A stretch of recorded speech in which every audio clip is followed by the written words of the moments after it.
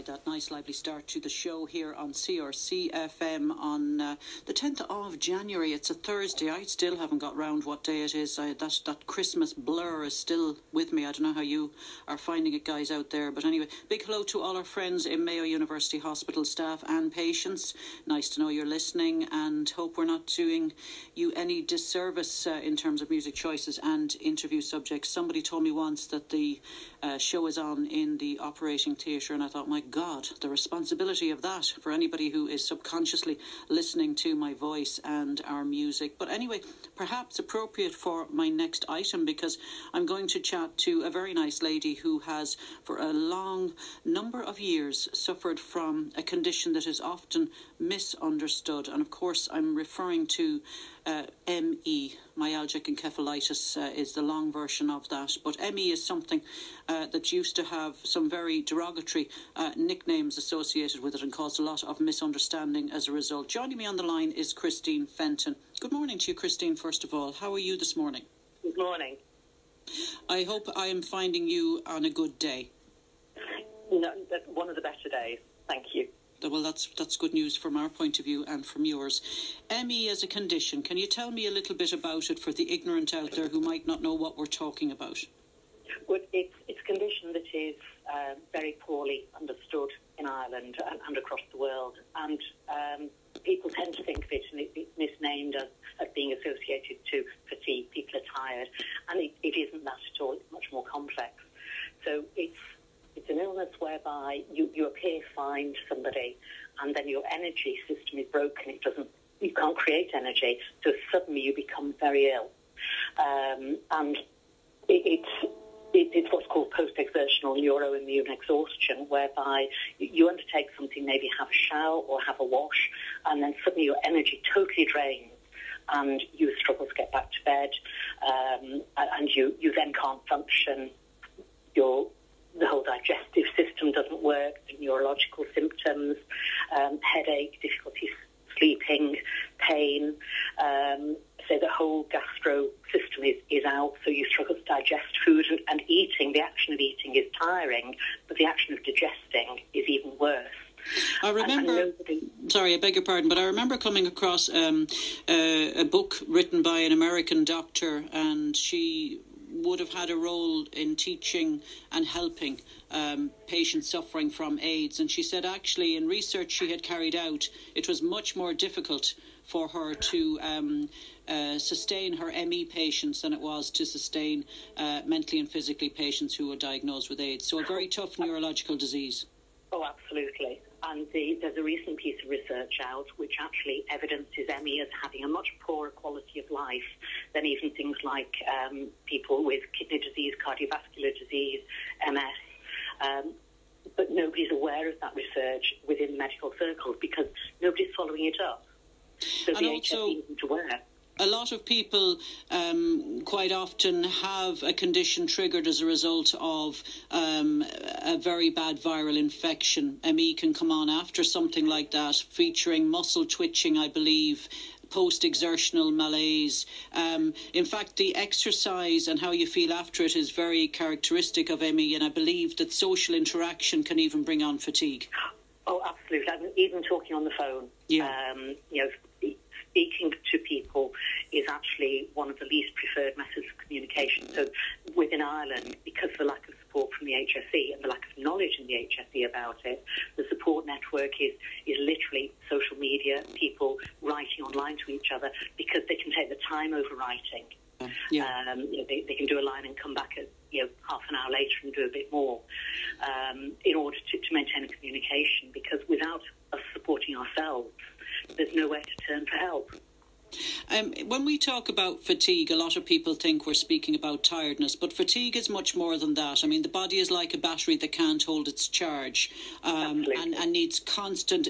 If you think of your car stopping every so often because the battery isn't holding its charge and then having to wait for that battery to recharge and start again, must be very frustrating.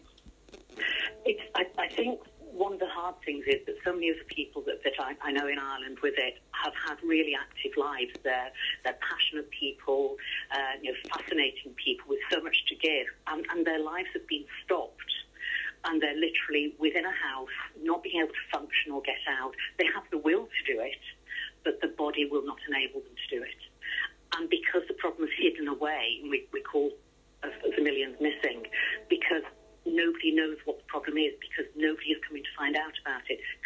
away and had people lying in bed. Somebody I understand is in a darkened room, a young lad. Parents doing the best to look after him, and again, nobody knows what to do for them in the country, and you very tough. Literally have the lives gone. Yes. We've got a little bit of interference on the line. I wonder, is there a radio on anywhere as a matter of interest, Christine? Possibly not, but just a bit of buzzing. No, my signal here is it's Royal Island. Not to worry. I don't want to keep you too long because I appreciate that even speaking on the telephone like this will bring its own pressures for you in terms of just neurological function and everything else. But you yourself were diagnosed with it. Do you want to tell me a little bit about when and what your life has been like, if it's not asking too much? Not at all. Well, originally, I was diagnosed in 1990, but and I had it, for a while, and then it seemed to go away totally, and I carried on with my career, and then it came back in the early 2000s, and I ended up in 2011 onwards having 3 months a year in hospital because of the severity of it and the periods of paralysis that go with it at the more extreme end. I think what I've found is that the HSE, you meet staff who want to do their best for you, you meet staff who are totally dismissive of you, but there is no culture within the HSE that understands it. So there are people going in and out of hospital or to doctors. Some get somebody who wants to do the best for you, other people get people who dismiss them totally. We do have a piece from the HSE where there is a recommendation from a report that they are supposed to be setting up a working group to create guidance on ME, which will be huge if it takes place. So we're kind of watching and waiting to see if that will happen. And finally, for you, you're at a different part of your journey to recovery and to coping with the condition. For anybody, particularly a young person, a teenager, and there are many of them around that it's often unspoken about, what would you say to a family who are coming to terms with a diagnosis of ME now? What is the best advice you could give them? Stay within your limits. Whatever pressure is put on you to push through, do not. Yeah. Stay within your limits and contact other people in the country through the different websites and talk to people, because the expertise is there within the patient community. And in other words, listen to the body. Absolutely listen to the body, and do not go down under the pressure which you will receive from the majority of health practitioners to push through, to do more, mind over matter. It doesn't work and you will harm yourself. And I know I said final question, but I have one more for you. I think, am I right in saying that ME is often confused with fibromyalgia?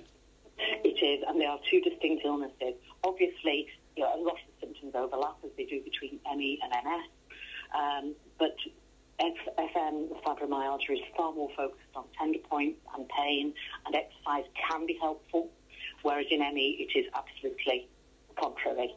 Yes.